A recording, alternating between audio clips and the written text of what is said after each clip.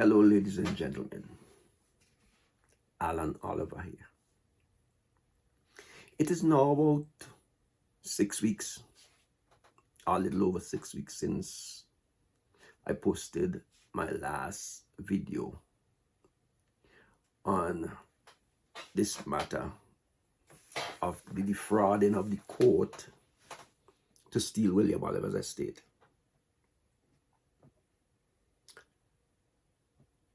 October 6th would mark 4 years since the passing of my uncle, William Ireton Oliver, better known as Piper. And I was encouraged that maybe I should mark his anniversary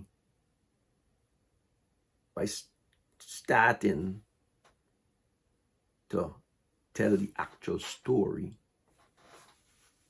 to you, the general public, because this is not just the Oliver story. This is a story of national importance because, as you may recall, if you've seen my previous videos, and if you haven't, you could go to my YouTube page. If you're looking at this on Facebook, page is Think Free Talk Free, and there are about 3 previous videos there on the matter. So to get into the actual story, I would remind you that the perpetrators of this fraud were mainly Sean Oliver of Scarborough, Ontario, Canada, a habitual fraudster. His aunt, Jennifer Wool Gabriel, a convicted felon for fraud. Miss Sholan Zita Barnwell, president of the St. Vincent de Grenadines Bar Association, and Miss Andrea Young, registrar of the High Court of St. Vincent de Grenadines, and others. It has been 4 years of suffering, 4 years of persecution, including prosecution of William Oliver's children, all in an effort to steal this estate. So, without further ado, I will start telling the story. I will refer to my report, a report which was started back in June of 2021. The whole fraud came to my attention in April of 2021. And I started, when I saw where it was going, I started a report back in, I think it's June of 2021. Now, this report has been distributed to various entities like media, numerous lawyers in St. Vincent, and including lawyer outside,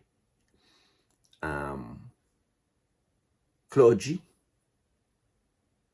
St. Vincent and the Grenadines police, which in particular the Calico police.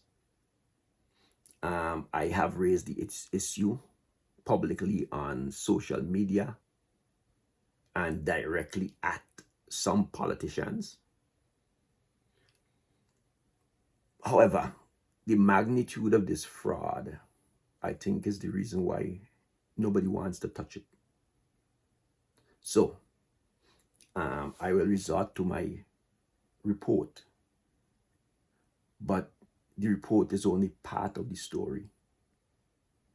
Now, the report, when it was distributed to different entities, would have been in different versions, in the sense that the size of the report, because over the years I've had to be constantly updating the report when I get new information or I get clarification on certain information. I had to update. Okay, so everything that is written is to the best of my knowledge and belief at the time when it is written. So I try my best to have documentation to accompany what I say. So let me get to start telling you the story. And I remind you that there are people out there who would be listening to this, watching this video, who would have their own information that they could add to this story. And as you hear this story, you would realize to yourself that, okay, this is where the information that I have fits into this story, and where my experience fits into this story, even though you may not know at the time that you had information about this. So the report, I will have to turn, so excuse me turning away from the camera, because I have to read it from my monitor, because it is a active crime. And when I say active crime, in that we are discovering more and more how many people are involved in one way or another, directly or indirectly. And justice has not been received as yet. So it's still active. Okay? Because of that, I can't really print it, because right now it's at like 120 pages. And to print 120 pages, to have to go maybe an hour after and update it, and then the page numbers change and so on. It doesn't make sense. So I'll be reading it from my monitor. So the report is entitled Seeking Truth, Demanding Justice. The defrauding of the Eastern Caribbean Supreme Court to steal William Oliver's estate. This is an ongoing report of my concerns, observations, and ongoing investigation concerning the instrument presented as the last will and testament of my uncle William Oliver, better known as Piper, of Prospect, St. Vincent and the Grenadines, and the efforts made and are ongoing to defraud the Eastern Caribbean Supreme Court, corrupt our justice system, and steal his estate. My uncle William Oliver was diagnosed with cancer sometime in about 2018, and died on October 6th, 2020, while he was hospitalized at the Milton Cato Memorial Hospital for a brief period. 3 days before his passing, I was fortunate to have a video chat with him, and we were both looking forward to chatting again when he got home upon his release from the hospital, which was expected to be in a few days. Unfortunately, he did not return to his home. I was real fortunate when I got a call that a member of the family was at the hospital visiting him. And, there's so much things I wanted to say to him, because I had a very wonderful relationship with my uncle. As a matter of fact, not just with my uncle, I had a wonderful relationship, I think, up to now with his wife. I had a fairly good relationship with members of of their family, which is his wife's side of the family. I think I had a fairly good relationship with all of them.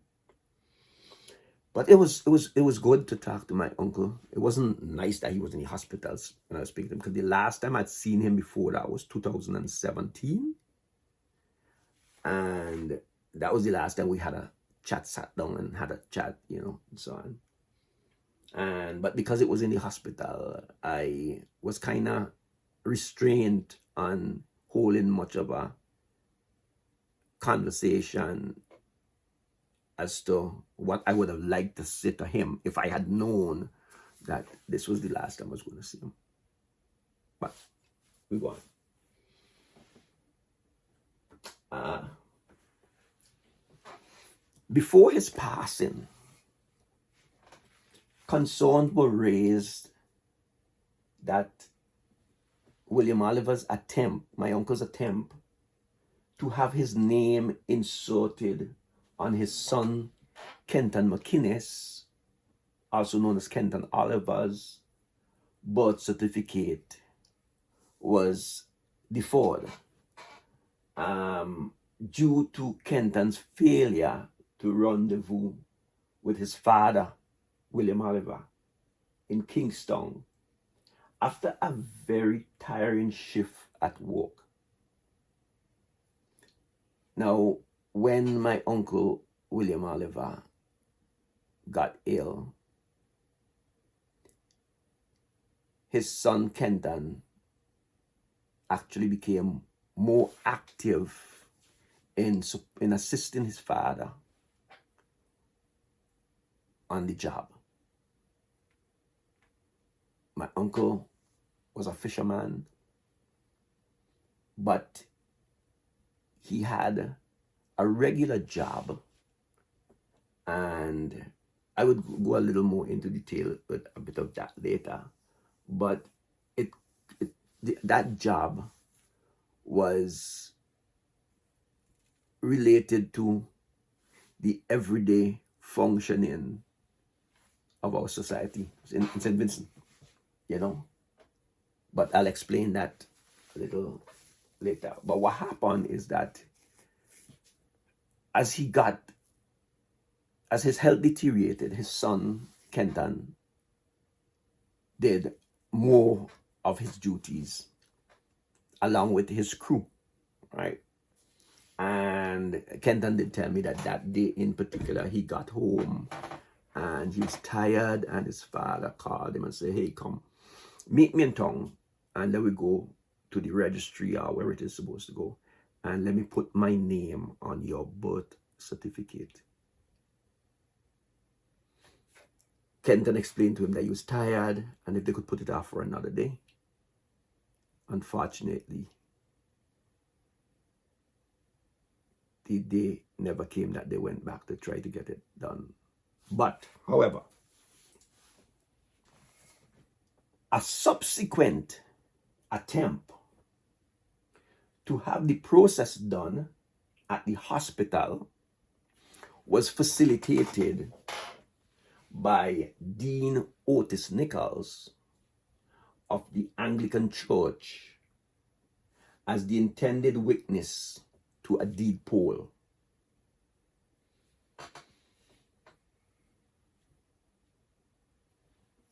But was not successful. So they had gone and asked Dean Nichols. They went to the registry or wherever it was, and they got the documents, because there are different ways of a father's name going on a person's birth certificate. And one is to do a deed poll, which is I would maybe just at some point put up the different ways, when some graphics, maybe by law, some graphics showing you the different ways that a father's name could be placed on a child's birth certificate. And I'll explain the importance of that a little later. Okay, but what they had done, they had gotten the documents, and they'd gone to Dean Nichols, and he agreed to go to the hospital and witness the process at the hospital, but they wasn't successful at doing it, and I would explain why. I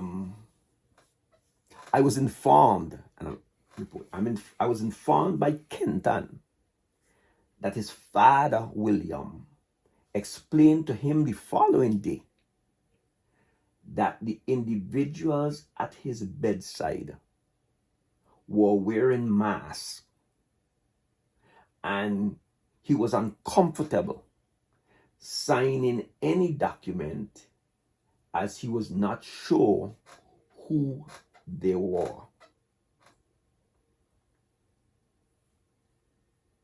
Now, this was during COVID. So naturally, in the hospital, most people, if not everyone, is wearing a mask.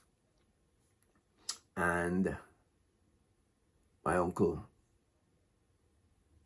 said he was uncomfortable signing a document. A matter of fact, it tells you that my uncle was of sound mind, because if he could decide that I'm not going to sign a document if I'm not sure exactly who these people around me are, he may not have said it, but possibly it could have been in his mind also that he's not sure what document he might be signing.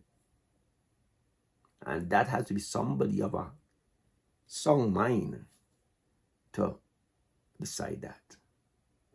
And this was, since he was in the hospital and he wasn't there for a long period, then this had to be shortly before he died. So, sad to say, at that time, he was on his dying bed. But he was of a mental state where he was sure, or he wanted to be sure he knew what he was doing. Okay? Okay. So, who is Kenton? And we went to why, we could speculate as to why his father didn't put his name on his birth paper when he was born, birth certificate. And there could be some very significant reasons why that might not have been done at that time. But who is Kenton? Kenton had lived with his father permanently for almost 28 years. And this is 28 years before his father died. Since he was a toddler of about 2 years old, and most likely could have been conceived at his father's residence. And as I said before, Kenton walked along with his father, and he actually took over his father's duties at work when his health deteriorated. And he cared for his father right up to his passing at the Milton Cato Memorial Hospital, where Kenton is listed as next of kin to William Oliver. And their relationship acknowledged as father and son, with Kenton Oliver being the son of William Oliver. Now, my uncle did not go into the hospital in a coma. And he didn't just go into the hospital and die. My uncle went into the hospital and he interacted with the hospital staff.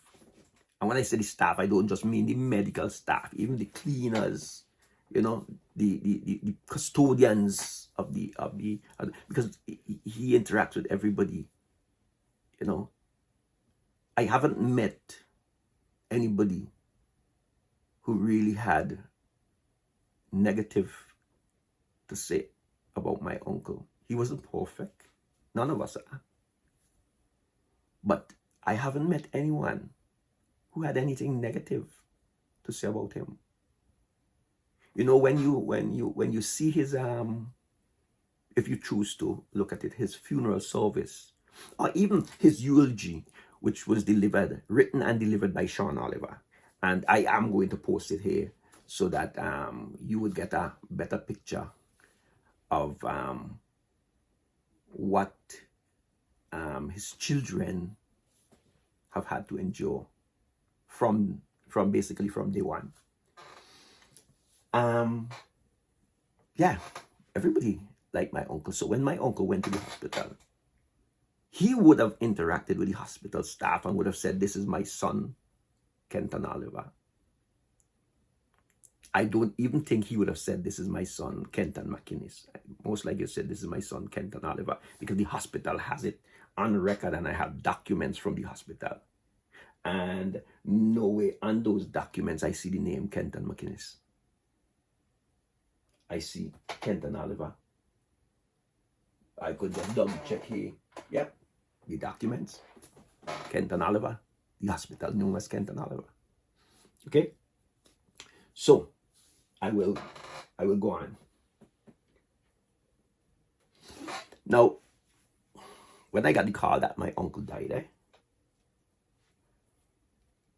I inquired as to what preparations were being made for my uncle's funeral. Now, I must also let you know this. I was told that when they realized that my uncle was not going to make it, Kenton was advised by medical staff at the hospital to say whatever he had to say, anything he needed to say to his father, because his father wasn't going to make it. So they even had plans to do some surgery on him, but one of their concerns was that even if they had done the surgery, there was no guarantee that he was going to survive. So Kenton had to sign documents acknowledging that he was informed as to what the situation was and so on. But he was advised by the doctor to, and everything I tell you, I'm sure you could go to the hospital and you would find staff members there who would remember my uncle and remember that situation, and you could verify. But he was told by the doctor to say whatever you needed to say to your father. And he did make use of that moment in which he expressed his emotions and so on to his father.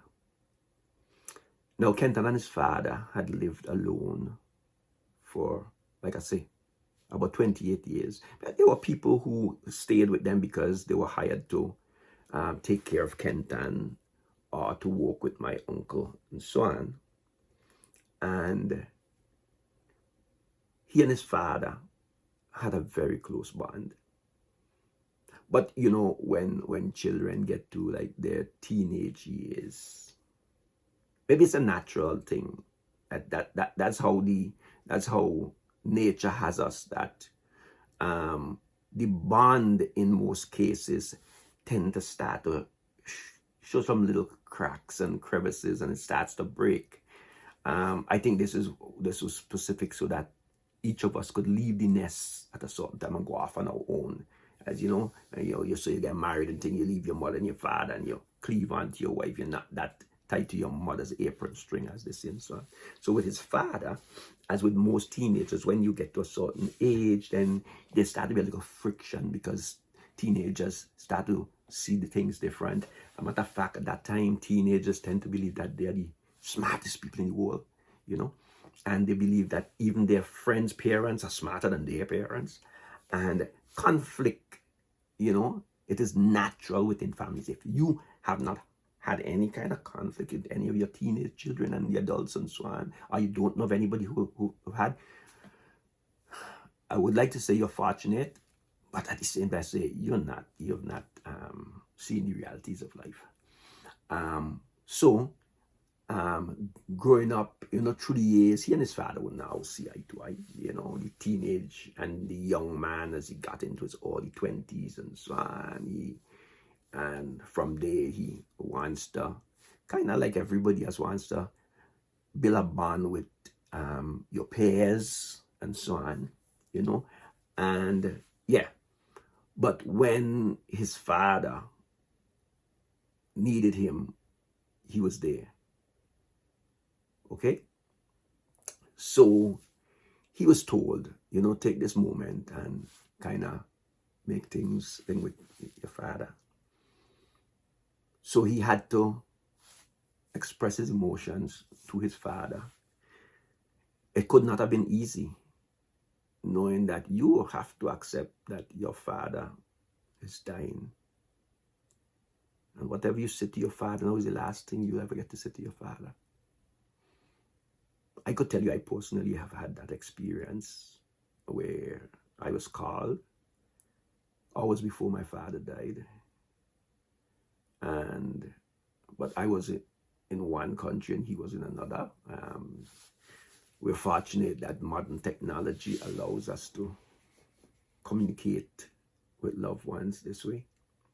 And I used the opportunity to express my emotions and my love for my father. And I could only imagine what it was like for Kenton because I had that experience. Matter of fact, what he did had a profound effect on those who were around at the time, including the medical staff.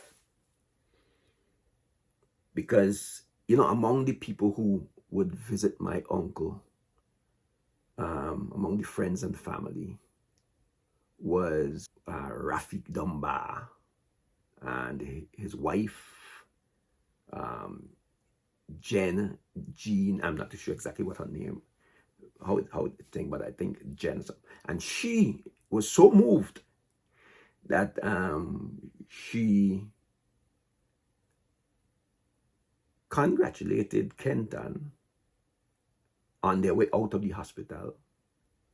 And it's a funny congratulation because what I was told she said was that she was jealous of him because he had gotten that opportunity to make amends with his father.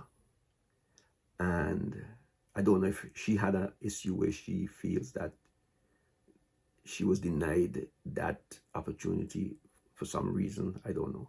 But he was able to make amends with his father. And, he asked his father to forgive him for anything that he would have done that would have caused his father stress. And his father did forgive him, and he did forgive his father for whatever stress his father might have caused him as far as he was concerned and so on. So he had made his path right with his father before his father died. Actually, before his father died, his father gave him instructions. Keep the boats fishing. Keep the fishermen employed. And look out for your siblings. Because William Oliver had on record, based on their birth certificates, with his name on their birth certificates, we have 2 other children, minor children. And he was instructed to look out for them. So, this young man is now tossed in a position where he loses his father, and his mother having died years before, and he's now gotten the responsibility of taking care of all the business that his father was doing, taking care of basically his estate, and having to look out for his minor siblings. And as far as I understand, it was a very emotional day, not just for him, but for those who would have been around. Okay, so get back to the report. Okay. Now, when I inquired what preparations were being made for my uncle's funeral, I was told that Kenton and other family members were taking care of that. Now, shortly after my uncle's death, legal counsel was sought for Kenton from the law firm of Saunders and Huggins, through the assistance of a cousin, Rosie Oliver Clark, who basically assisted Kenton and my uncle all through the years and through his time of ailment. And she assisted right up until my uncle died, and continued to assist Kenton even after my uncle's death, you know. And Saunders and Huggins were basically retained or hired to assist them in whatever legal aspects of dealing with a death in your family and taking care of estate or whatever. Okay? And Saunders and Huggins was given advice on legal matters, and they were hired to give legal opinion on civil matters, and was invoiced on the 23rd of October 2020. So he died on the 6th. So it's like 17 days or so after he died, which was actually before he was even buried. They got legal. They hired the firm of Saunders and Huggins. But 6 days after my uncle's death, after William Oliver's death, a declaration dated October 12th, 2020, was made before the Deputy Registrar of the High Court, Ms. Charlene Douglas, by the said Rosemary Oliver Clark. And this declaration was stating that the said Kenton McInnes, also known as Kenton Oliver, his name was incorrectly recorded on his father, William Oliver's General Employees Cooperative Credit Union Limited account as Kenton Oliver. And that was filed with the court on the 1st of November 2020. Okay? Now, so my uncle died, and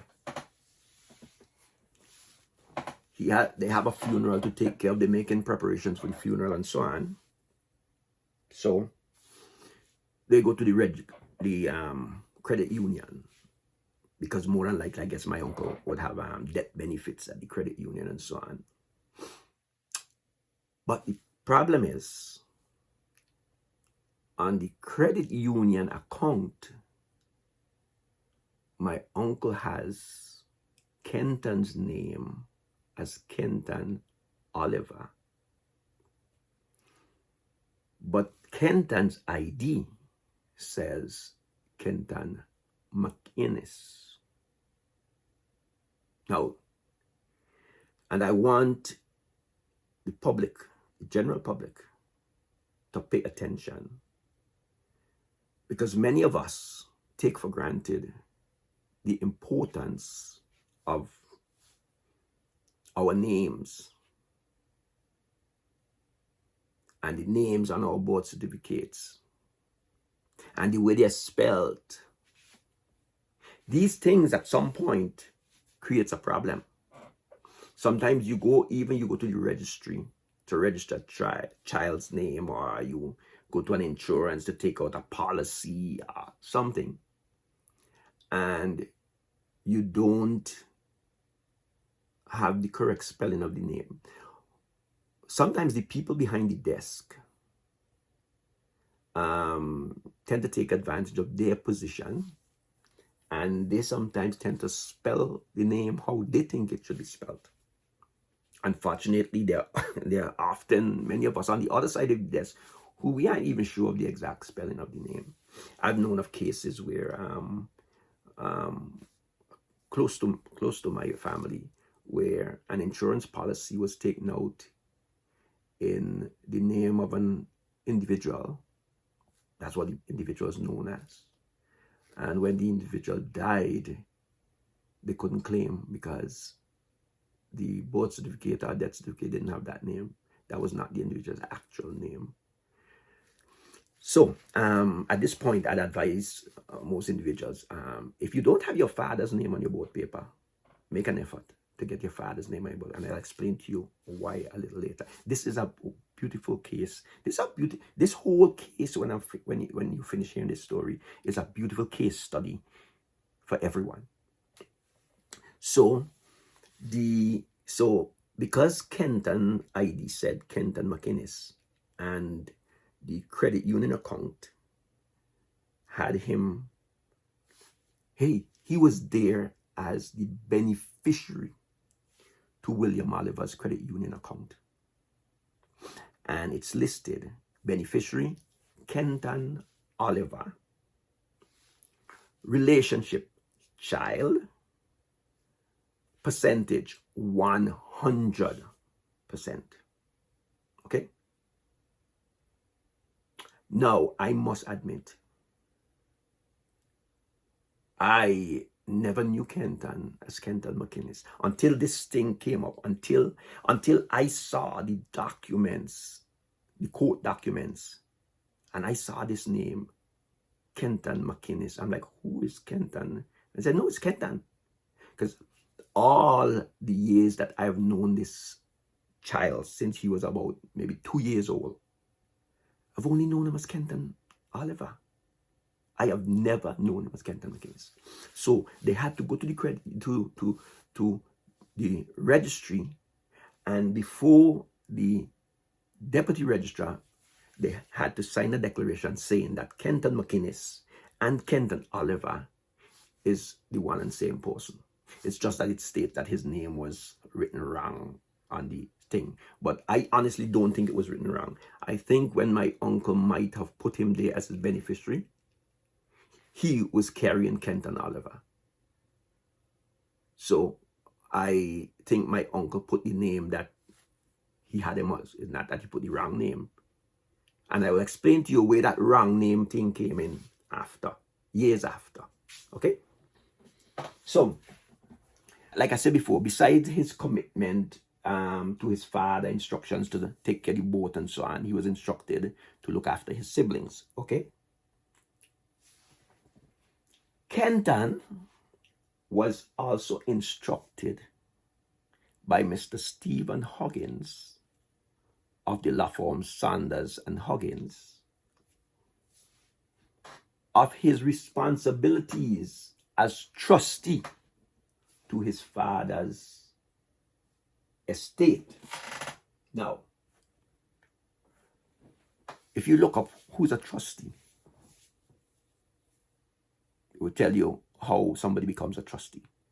But the one that is significant for us here is that a trustee is a person who acquires, holds, receives, or has control over, or is in any manner entrusted with any property for or belonging to any person, including property which belong to a deceased person at the time of his or her death.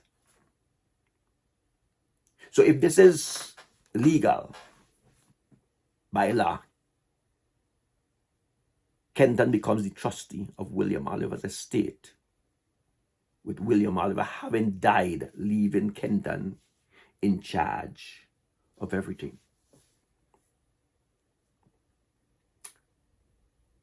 You know, you should hear these stories. You know, Kenton from time to time would tell me of discussions he had with his father. And not necessarily when his father was sick, but growing up, you know. Statements like, nobody can move you from here. This is my property, and nobody can make you leave this. Because, you know, as my uncle was diagnosed, family members were concerned as to what would happen with his estate, and a lot of them were encouraging him to do a will, to write a will. And I know people can criticize, especially a lot of people in the family, criticize him for not writing a will. He had promised that he would have a will written. He had expressed the lawyer he was going to have his will written and so on. And there are different reasons why someone might choose or be skeptical about writing a will. As a matter of fact, you know, Kenton told me that his father said to him, you know, what happens sometimes is that when you give people what you have, after they get it, sometimes they turn their back on you. This happens a lot with, like, not necessarily wills, but with deed of gifts and so on, that you turn over, you make a deed of gift and give your property to somebody, and then, okay, they got it, and yeah, I've seen it many times. People, you know, many cases, people complaining that, you know, because this child was in foreign and they had their children and so on, and you find a lot of cases where the one who is around the parent or grandparent is very often taken for granted. Anyhow, most people know what I'm referring to, talking about. So my uncle, everybody was behind him to make a will. And he said, oh yeah, he would make a will. And he said, I would go to this lawyer and I have this will made and so on. And after his death, searches were made. The said lawyer was approached, and they said, no, he never came to have a will done. So the family all acknowledged it, that he had died intestate without making a will. But many people in the family would tell you what he said his intentions were for his estate, who was going to get what, and so on. Actually, Kenton tells me that he told me one day, he says, you know, I told my father, you know, that I wanted to build a little house further up behind their residence. And he said to him, we're going to waste money and say, go and build a house for when you have a house already. House already meaning that this house belongs to you. And many members of the family who I spoke to expressed that to me, that he did say that to them, you know, that this is Kenton's house.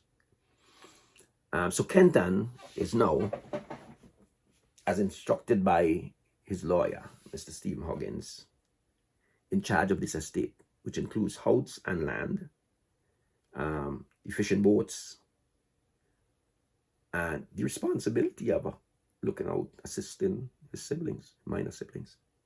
Okay, so I'll go on. Due to COVID,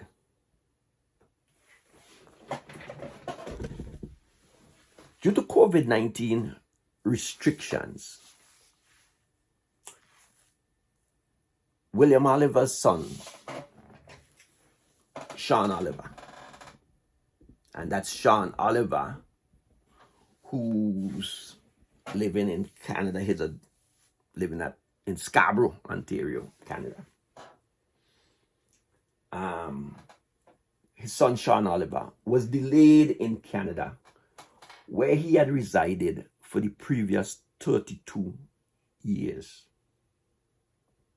and awaiting a flight to St. Vincent and the Grenadines. Now, Sean Oliver later gives an account of the day he left, and he says his father helped him to pack, and he went off to Canada. And Sean Oliver says that he had been in Canada for about 32 years. Mind you, there would be occasions on which he would have back and forth to St. Vincent. As a matter of fact, when you see the eulogy, you will hear him say that the last time he had a one-on-one, face-to-face thing with his father was, I think, is 2007. And I think that might have been when Sean's grandmother, Miss Nita Clark, died. And that might have been the last time he actually had a face-to-face, one-on-one with his father. I have been told that since Sean left 32 years before, and this is 32 years before 2020, okay? Or 2021, when he wrote that. But since that time, Sean has never actually lived in his father's house. The only child who has lived in that house with him in those years is Kenton. So Sean didn't have any connection whatsoever.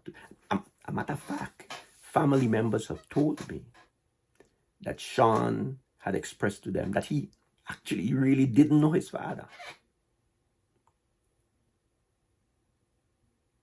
You see, my uncle started out as a fisherman, and then he went out to sea to sail on those, you had like the bulk carriers, container ships, oil tankers, and so on, cargo ships. I mean, a lot of people in St. Vincent, and I'm sure it would happen in other Caribbean islands, in the Grenadines also, they went out to sea as sailors, seamen. And they came home for a certain period of time, and then they left again. So in a lot of cases, maybe a lot of their children just had sporadic relationships with their fathers because they wasn't around a lot in their younger years. This was the case with Sean Oliver. So I could see why he would have said to other members of the family that he hardly knew his father. That's what makes his eulogy so amazing. And we must pay attention to his eulogy. Okay. I was told that Sean had stated his intention was to change everything that anyone had done in preparation for my uncle's funeral when he got there. And before leaving Canada, he allegedly stated that if his father, William Oliver, had left his house for Kenton, he was going to burn it. This was clear indication to me that there was no knowledge of any existence of a will. He was warned that this could result in his imprisonment. As a matter of fact, the person told me, they told him that you gonna get lost in prison in St. Vincent if you go down there and do such a thing. I was also told that he had allegedly proclaimed to multiple persons that he knew how to sign his father's name, and even claimed he could sign his father's name better than his father. Now, William Oliver, my uncle, was not an educated man. Sean Oliver has some education, and I'll tell you what his resume says. Okay, so here he is, literally bragging to family members that not only could he sign his father's name, but he could sign his father's name better than his father. That's a level of ignorance that is beyond.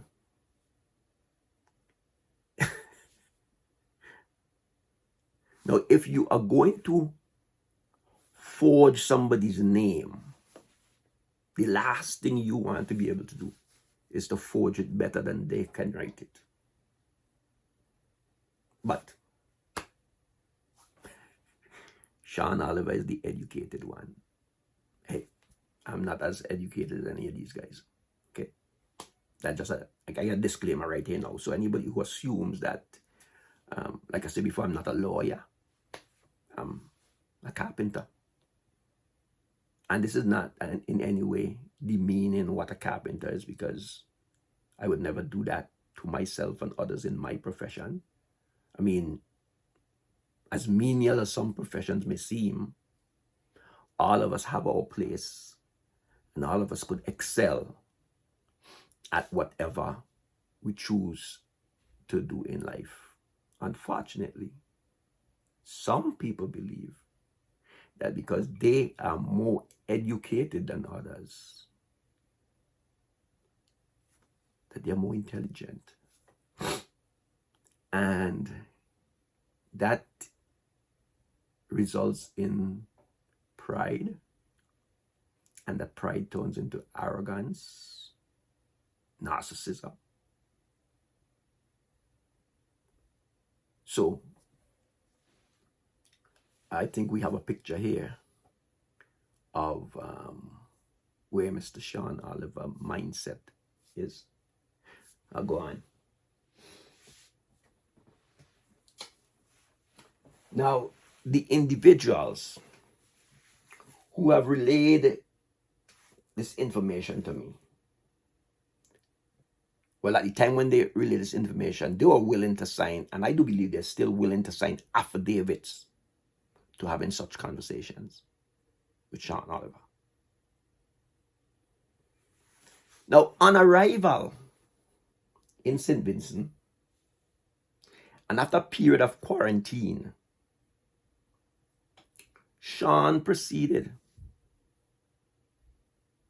to change all the plans and arrangements which Kenton and others had made for the funeral, and proclaimed he was protecting his mother Adela's interests because she was still his father's wife, and everything belonged to her. Again, this was a clear indication to me that there was no knowledge of any existence of a will.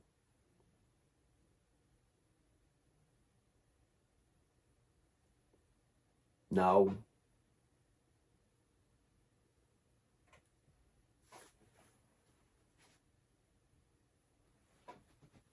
with the changing of everything that was done, you see,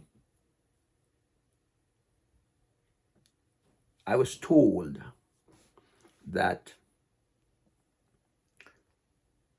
when Sean Oliver, well, he was released from quarantine or whatever, he basically took over things. Now, they were making arrangements for the funeral at the Kelekwa Anglican Church.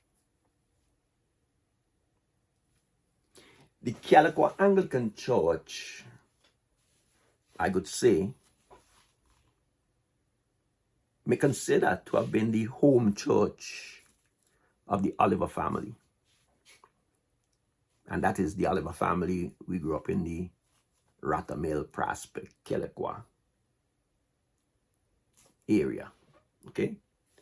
So the Kelekwa Anglican Church has been significant to the Oliver family. And they were making arrangements for the funeral for my Uncle William Oliver at the Kelekwa Anglican Church. A matter of fact, I have a copy of my great-grandparents' marriage record at the Kelekwa Anglican Church. And this would have been the marriage between Henry Allen Oliver and Martha Ann Bunyan. Martha was from Beckwith, and Alan was from, or Henry was from the mainland. But we could go back to that 18 something record of the marriage. And I was christened at the Kelekwa Anglican Church, which is the St. Paul's. My children were all christened. And I show most of the Oliver family would have been christened at the Kelekwa Anglican Church. So it was appropriate that the family would prepare for William Oliver's funeral at the Kelekwa Anglican Church. On the day that it was announced in the church of the funeral,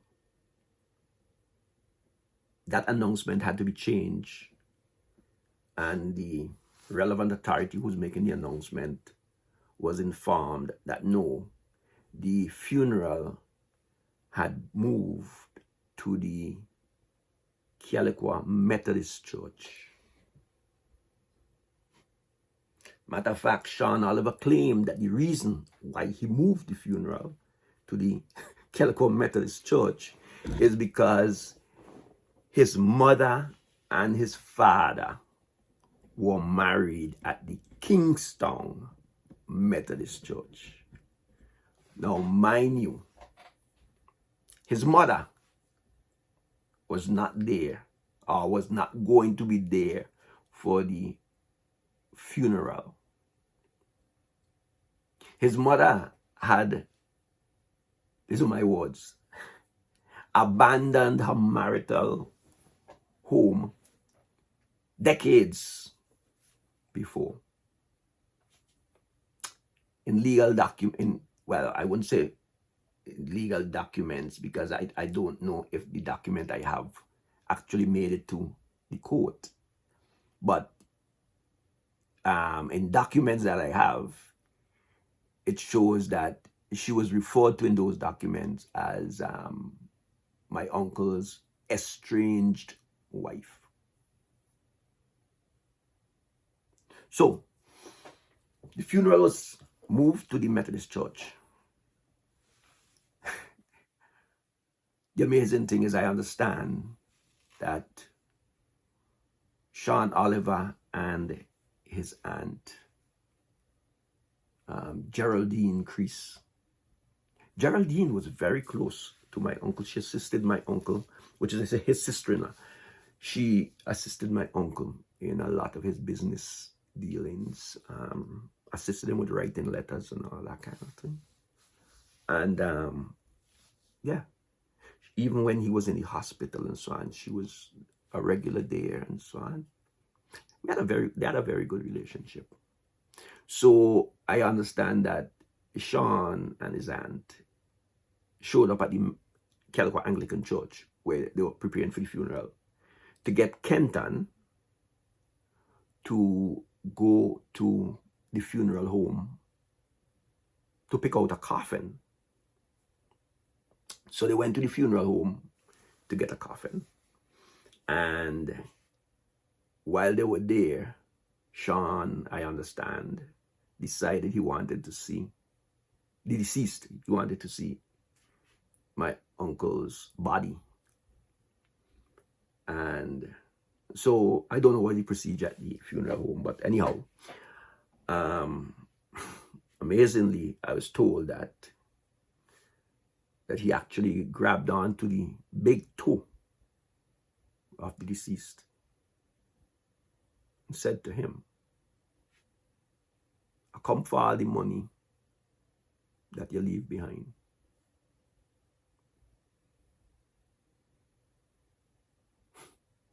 I taken every cent.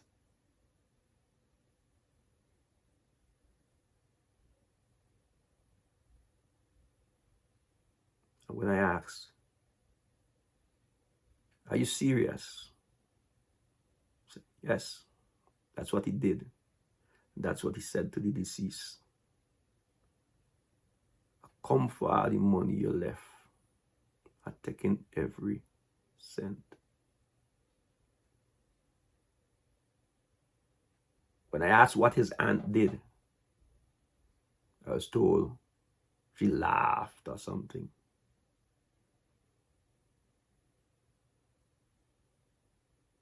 Like I say, everything that I tell you is what was told to me.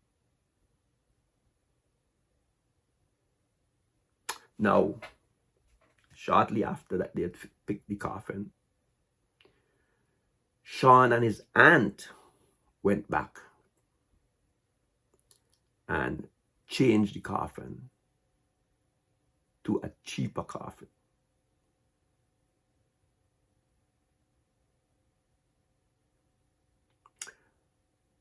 Sean was met outside the vicinity of the credit union, where he had gone to the credit union to get information and so on. And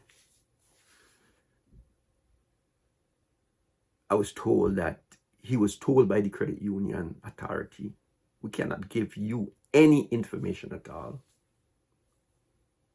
about William Oliver's account." As a matter of fact, that's why Kenton McInnes had to have that document signed by the Deputy Registrar of the High Court, Ms. Charlene Douglas, to say that Kenton McInnes is the Kenton Oliver who is listed as the beneficiary to William Oliver's credit union account, GECU account. So the authority at the credit union dismissed Sean Oliver and told him we couldn't give you no information on this account. So we will now go into the eulogy. And I most likely would have to do this video as a two-part, because the last time I tried to tell this whole story about this one time, it created a problem for me as far as the being able to upload it, the stuff, to edit it and so on. So I will take a break here, but I will continue. But I will, in the video, this would be a break here, and then we'll get into further the story further. And I will, as soon as we get into that story, as close as possible, give you an opportunity to see the eulogy that was prepared and delivered by Sean Oliver. So we'll break here.